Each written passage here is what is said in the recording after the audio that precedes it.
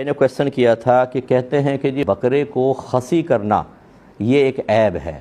اور اگر عیب ہے تو کیا ایسے جانور کی قربانی ہو جائے گی؟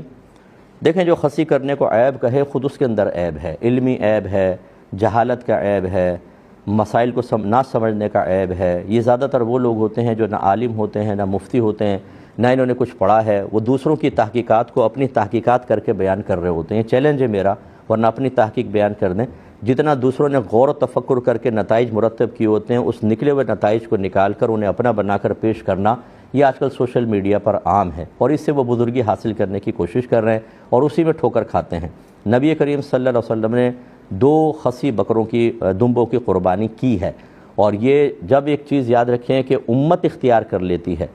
جب یعنی ایک لفظ جو ہے نا علیہ عمل الامہ، اس مسئلے پر امت کا عمل ہے۔ امت سے مراد اس میں علماء بھی ہوتے ہیں، بڑے بڑے مفتیان کرام، عوام الناس کی اکثریت کسی چیز پر عامل ہو جائے، یاد رکھیں یہ زبردست قسم کی مستقل خود ایک شرعی دلیل ہوتی ہے۔ تو اس لیے ہماری عوام کی اکثریت دیکھیں خصی بکرے لے کر آتی ہے، ان کی قربانیاں کرتی ہیں، تو یہ کیسے پھر مطلب یہ کہ یہ عیب ہے اور قربانی نہیں ہوگی، یعنی سب کی قربانی نہیں ہو رہی؟ سوچے سمجھے بغیر اس قسم کے معاملات کہنا اور احادیث پہ خواہ مخواہ جرح کر کے کوشش کرنا کہ سب یہ ثابت کر دیں کہ سارے بیوقوف ہیں،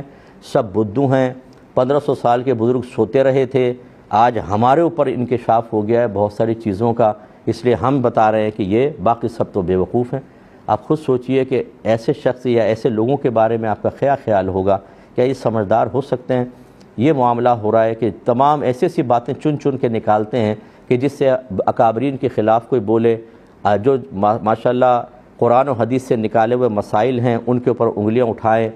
متذبذب ہو جائیں، ہمارے ینگ جنریشن پریشان ہو جائے کس کی بات مانے کس کی نہیں، تو کہیں مذہبی کو چھوڑ دیتے ہیں، پیچھے ہٹ جاتے ہیں، یہ نتائج مرتب ہو رہے ہوتے ہیں۔ تو بالکل بے فکر رہیں، آپ بالکل خصی بکرے کی قربانی کریں، بلکہ غیر خصی سے خصی بکرے کی قربانی کرنا ہمارے اکابرین نے افضل لکھا ہے کہ اس کا گوشت اچھا ہوتا ہے، صاف ستھرا ہوتا ہے، بدبو سے پاک و صاف ہوتا ہے، اس لیے اس میں کوئی حرج نہیں ہے۔ جو منع کرے وہ غلط کہہ رہا ہے، اس کو آپ چھوڑ دیجئے۔